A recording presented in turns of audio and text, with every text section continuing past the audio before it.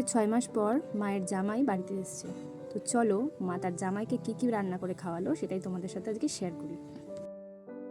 Hello, আমি রিয়া। আমার একটা নতুন ব্লগে তোমাদের সবাইকে ওয়েলকাম। সকাল সকাল রান্না তো শুরু হয়েই গেছে। জামাইয়ের পছন্দের মাছের তেল সেটা সকালেই রান্না করা শুরু করে দিয়েছে। এর আগে মায়ের অনেক রান্নাই হয়ে গেছে, তো মা মাছের তেলটা আমাকেই বলছিল করতে। জামাইয়ের বিল থেকে তোলা কলমির শাক সেটাও মা কেটে নিচ্ছে রান্না করবে বলে। এই শাকটা যে কত জায়গায় ঘুরে আসলো, নবদ্বীপ থেকে প্রথমে রানাঘাটে এসছে। রানাঘাটেই এনাকে খাওয়ার কথা ছিল, কিন্তু রানাঘাটে হলো না, সেটা নৈহাটিতেই পৌঁছালো।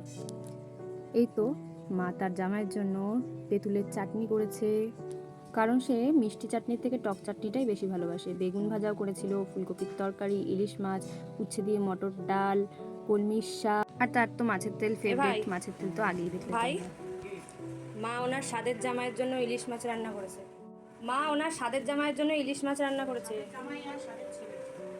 এটা দেখে অনেকেই ভাবতে পারে যে এ আর এমন কি, তো আমাদের সাধারণত রোজই হয় প্রায় ঘরে। কিন্তু ও না, এই সাধারণ খাবারগুলোই বেশি পছন্দ করে। খাসির মাংস তো খাই না, আর মাংসর থেকে ও সাধারণ রান্না, কম মশলায় রান্না, এইগুলোই ও বেশি পছন্দ করে। সকালবেলা খাওয়া দাওয়া করে নিয়েছি, তো বেশি কিছু শেয়ার করতে আমি পারিনি। আজকের ভিডিওটা এইটুকুই। দেখা হবে আবার অন্য কোনো ভিডিওতে।